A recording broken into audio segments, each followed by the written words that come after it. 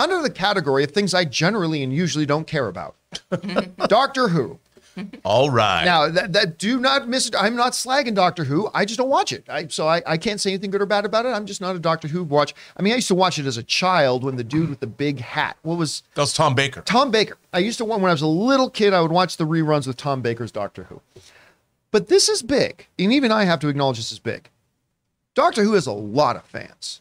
Like a passionate fan group. And this is really fascinating because the home, if you live anywhere other than the UK, for Doctor Who is now Disney Plus. It has been announced and it's now out that Disney Plus is going to be the streaming home for upcoming future seasons of Doctor Who. Now, as of right now, it looks like all the archived Doctor Who episodes, everything that's come out before now, will continue to live wherever it's lived before. But it looks like the new ones are coming out there. This comes to us from The Verge, who write the following. The BBC is partnering with Disney to bring upcoming episodes of Doctor Who to the Disney Plus streaming platform for global audiences, complete with a brand new logo inspired by Tom Baker, there you go, by Tom Baker's era as the galaxy traveling Time Lord. But it's also going to make its way, it is harder to binge watch the show. New episodes of the Timey-wimey, there it is, of the Timey-wimey. Okay, sure, we'll go with that. TV show will air on the BBC for the UK and in Ireland, with Disney Plus becoming the exclusive home for new seasons of Doctor Who for global audiences. Doctor Who will return to screens in November of 2023 to coincide with the 60th anniversary, premiering exclusively on the BBC for the UK and Ireland.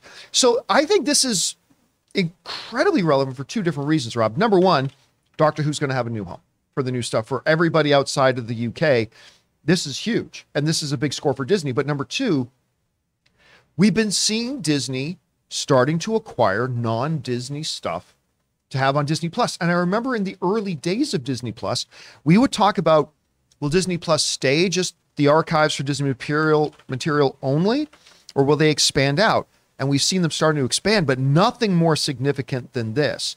Rob, you hear about the story. What stands out to you the most? Guys, we want to take a moment and thank a sponsor of today's video, Wondery, and their new podcast, the official Lord of the Rings, The Rings of Power podcast. Guys, it's time to go deeper into the canals of Numenor, the mines of Khazad-dûm, and more with the official The Lord of the Rings, The Rings of Power podcast. Host Felicia Day and several special guests provide an inside look at the groundbreaking series and what it took to bring Middle-earth to life. Each episode of the official podcast features exclusive interviews with the series showrunners J.D. Payne and Patrick McKay, including the very first full breakdown of the incredible season finale. Felicia also goes behind the scenes with the cast and crew to bring you jaw-dropping stories and Easter eggs that you won't want to miss. So watch The Rings of Power on Prime Video and listen to all 8 episodes of the official The Lord of the Rings, The Rings of Power podcast for free on Amazon Music. Download the Amazon Music app now.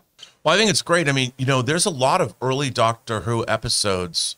A lot of the Doctor Who episodes originally were shot on tape, and it was basically done for kids. And a lot of those episodes were literally taped over. So there are missing Doctor Who episodes that are lost. Weren't there like old crew members that literally saved some episodes because they happened to find copies in their homes? All of that is all true. And I think, you know, the one thing that Disney has going for it, I think more than any other company, is the fact that they make sure that their legacy is preserved.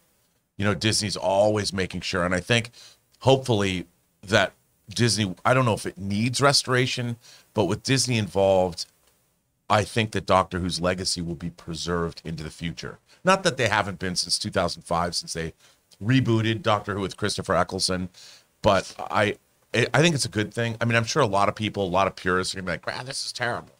But I do think it's good for the series and for the legacy of the show. And, you know, again, more people will see it. I'll tell you, watching that Regeneration special, watching the 10th Doctor, who's now the 14th Doctor, come back, Elizabeth was pretty excited.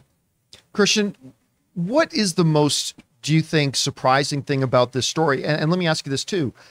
With the streamers, it's all about getting subscribers. Mm-hmm. Will this spark a lot of people to go and sign up to Disney Plus who weren't before, if they're Doctor Who's fans but not necessarily Disney fans? I mean, if it's the new season and that's how you're going to find it and you want to watch it, of course, I think if you're a diehard Doctor Who fan, as you mentioned earlier, there are tons and tons of them.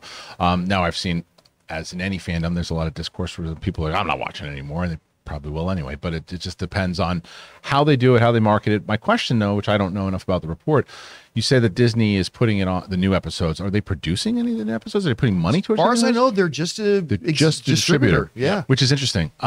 So I think that it does. I agree with the article that it makes it a little difficult to then, go back and find other episodes that were on there before, because what they might do, and maybe that's part of the deal, the reason why, if you start watching, if you're already a Disney Plus subscriber and Doctor Who, the new season shows up, I'm like, oh, okay, I've always heard about it, but I never kind of sought it out and looked. That's correct. Like, for me, I'm a big time travel person. That's what it's all about, right? Never seen an episode, not one. People always tell me you got to watch Doctor Who because you're a time travel guy. You're gonna love it.